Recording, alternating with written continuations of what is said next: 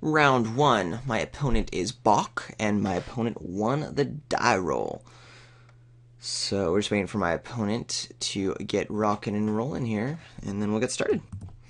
Alright, and here's our hand, and we got a keep. We got a 3-drop, 4-drop, I assume we'll get the mana by then, and some removal spells. So let's get to it. The mana's looking good. That always makes me happy. My opponent play. Ooh, and there we go. Cool. We got all the lands we need to be successful right now. Enoch Bondkin. Well, that's good news for us, because more than likely that means I will be playing an Arc Lightning to get a 2-for-1. And that is definitely going to be the game plan here. Play a Morph, take 2, and then Arc Lightning both the dudes. Could not happen. Could just be, yeah, here's an Outlast. Which is also fine. Not great, but we can still get some value in a wee bit. Go ahead and play the Jeskai Wind Scout. Looking to maybe attack next turn, play the Warshaker into the Arc Lightning. That seems like a good deal.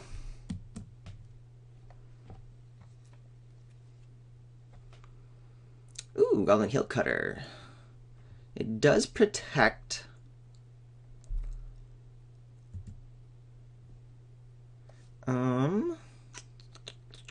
I could just play the Bloodfire Mentor if I want to be a little bit greedy with the Arc Lightning. What do I want to do? It feels right still just to do kill the Enoch Bondkin, damage to the face after I've played the Mardu Warshrieker. It means, yeah, my opponent can start heal cutting, but I'm going to be winning that race. I could just keep my Jeskai Wind Scout back and play my Summit Prowler. That seems bad. I need to deal with the Enoch Bondkin. I might as well do it now. It seems like my opponent wants to be aggressive, if that's what my opponent did on turn 3. So let's just go ahead and not try to get too fancy.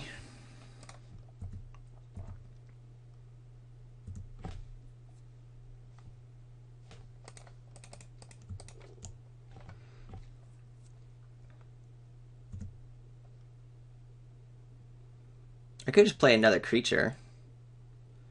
That doesn't seem good, though, because my opponent can still bash in with the Goblin Heel Cutter, make this guy not block, and then I'm taking 3, yeah.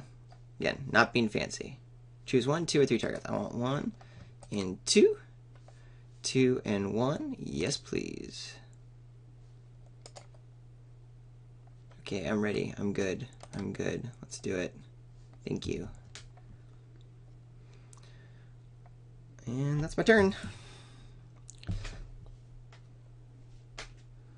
Just some 1-for-1s, but we're, getting a little bit ahead on the board here, so that's nice. Arc Lightning can definitely be more powerful than that, but not complaining. I have 5 power on the board. My opponent has none. There is the Goblin Heel Cutter in hand. I doubt my opponent wants to dash it out just to get 3 points in, since that does nothing for my opponent.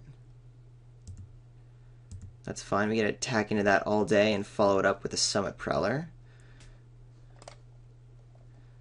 Player land first. Kind of signals a burn away, but I don't really care. That's just in case something silly happens like a Ruthless Ripper. Looks like my opponent's splashing the black, but you never know. Alright, good. And then we'll just add some more beef to the table.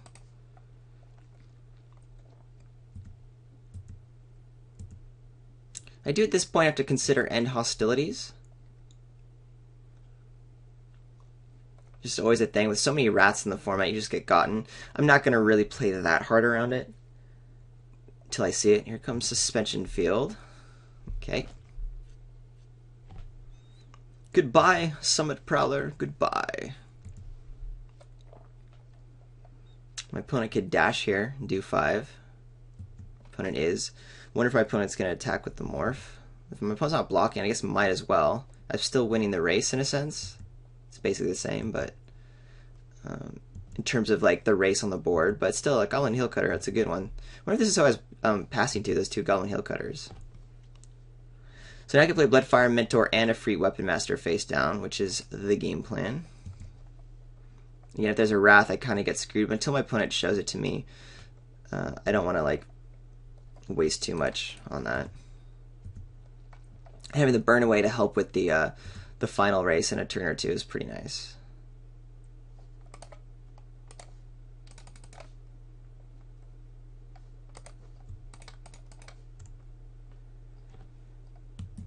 All right. My opponent has to be a little worried about lethal on the crackback, considering I play my burn away or something that's lethal, or this morph could turn into something super lethal, so can't just dash out and try to crack for 5 in 2 turns. My opponent has 5 cards in hand though, so it's not like my opponent doesn't have options. I'm not sitting here feeling confident that I'm going to be able to get this in the next turn. Would be nice, not gonna lie. That would be stupendous. Alright, what you got? Ooh! Only one of the most amazing uncommons in the format. Low elite scale guard.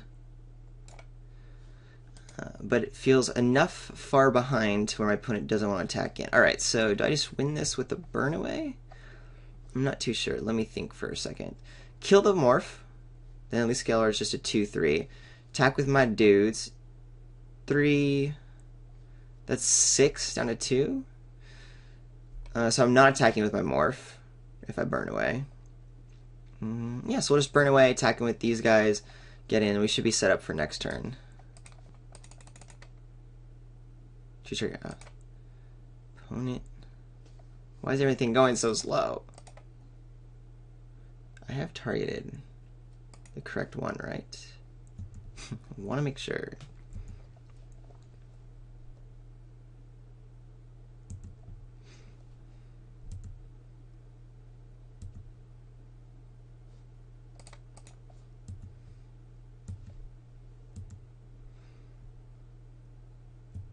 Oh, my opponent's taking 6. Interesting.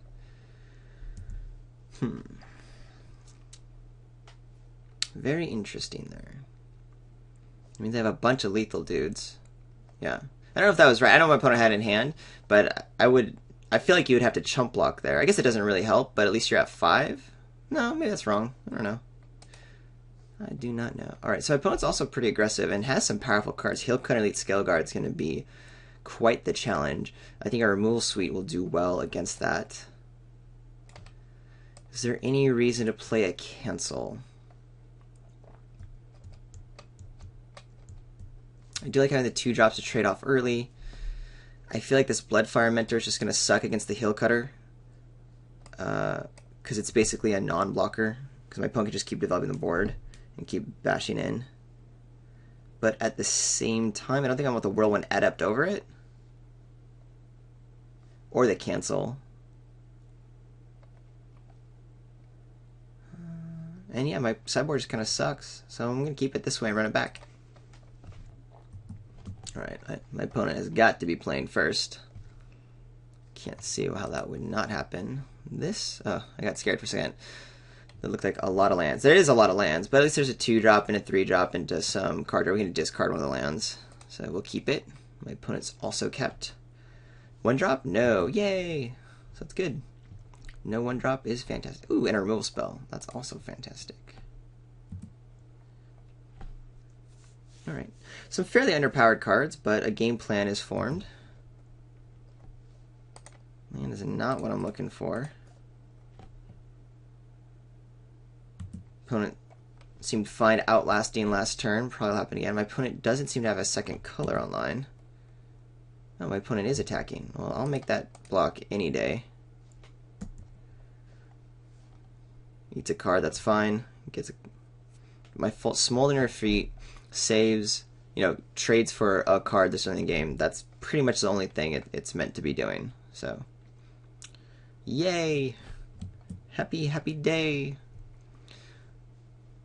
Lagging down on Moto or my computer. Could be my computer. I didn't restart between the draft and the first round, and that tends to be an issue. So my opponent gets in on the Mordu Horde Chief. Don't overtly care. Whoa, whoa, whoa, whoa, whoa! Ah, the lag. I think I just F6'd because of the lag through my turn, so that could cause the game. I tried to stop it in time by F3ing, but I missed. And my opponent's stuck on lands. Oh, man. I guess I'll just play the Flock. I'll put it in front of the Warrior. Still taking 2 this turn, which is a bummer. I should have this and the Anok Tracker down right now, plus a island up to unmorph my guy. Let's see if my opponent continues to whiff. See if my big mistake doesn't come back to haunt me. Just the Horde Chief, I presume, and I'll just keep taking that damage. Yeah, so my opponent's stuck on lands, which might mean it's not going to be a huge deal that I made this huge mistake. Do I want... I think I want the Lotus Path Djinn. Blocks the Mardu Horde Chief. Really kind of see if my opponent is stuck on something. My opponent wants Suspension Field. Bummer. Just able to keep cracking for 2 and 2, but still, this happens. The removal spell is gonna get something good at some point. I'm not attacking and I'm not blocking, but I am holding back the Warrior token. Now I will attack and block, I believe. If attacking with my Morph, I'm probably just gonna get 2 points of damage in. Really, that's just in order to get the Mardu War Shrieker played. So yeah, let's do it.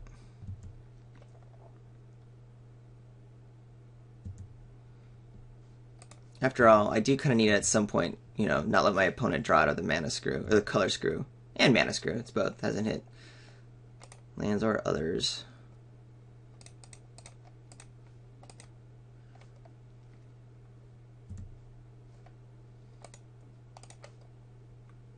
Play our buddy boy here.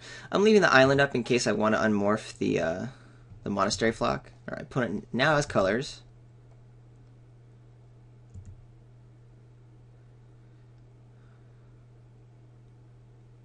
I think I do, because I think I do want that guy to be a blocker. Set Adrift. That's nice.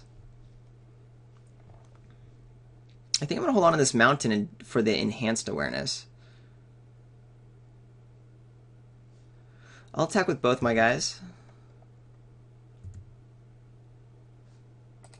Heel Cutter, you know, could get some damage through, but it's going to be the same amount, even though I'm a little bit behind. This still gives me like a nice block.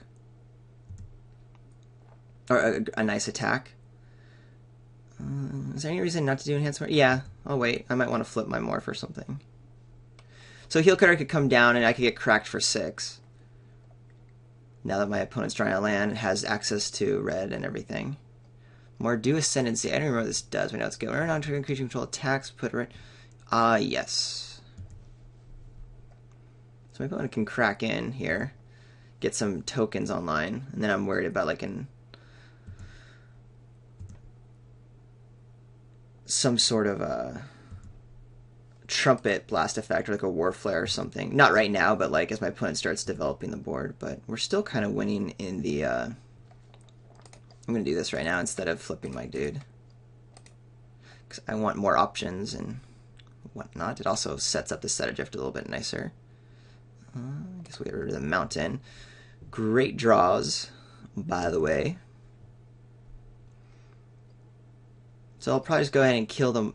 I haven't seen anything that makes Warriors matter, but I'll probably just go ahead and kill the War Chief. I'm not too sure if I want to do that. I could just do Arc Lightning. Yeah, why don't I kill both the Goblins, damage to my opponent, kill the Mardu Horde Chief with a Bathe in Dragonfire just to kind of clear the way, because what's worrying me is like some sort of crazy effect that puts more damage through. I just want no creatures on my opponent's side of the board.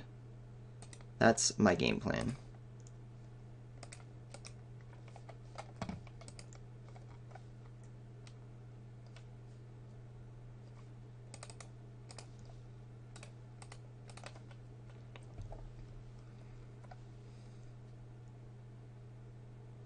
There's only a feeder resistance that could be up, right? Which is one reason why I would like to get this done now. See if what my opponent is able to do to save something or not. Okay, so no, there's not. So in that case, we'll have 6 in attack. Yay, great removal spells. That was kind of the whole point. And then we have these guys up next turn, because I'll be able to Set Adrift and burn away anything. Don't love being at 9 against this type of deck, but I think it's enough of a cushion, especially since we're the ones on the aggressive side again now.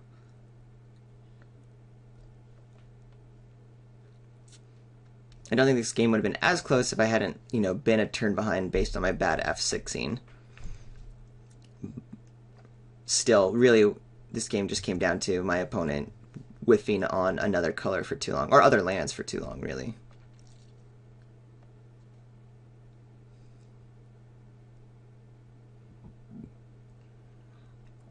It feels really bad to set adrift or burn away the Mardu Hateblade. Timely Hordemate without raid is okay. Do I want to trade my War Streaker off for one of these guys? Could I just attack with both and flip my morph? Set adrift, whatever doesn't happen. I mean, it's trading, and that puts me in a good position. I also got to play the Leaping Master afterwards. So I think I do just trade off the Mardu War Streaker so that I don't have to waste my good removal spells. And actually, no, the Heartblade can't block now. Never mind. Definitely attacking with both.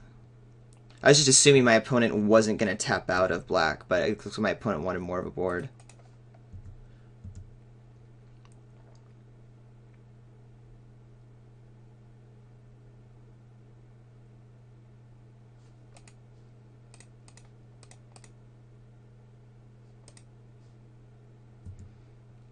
Eat a dude, take 3, play another dude. I'm cool with that.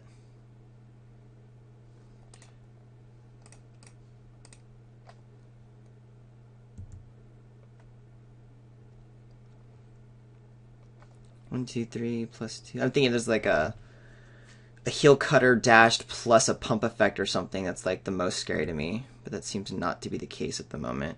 And yeah, now we just cinched it with because we can just use a removal spell and get those guys out of the way, and that will be lethal.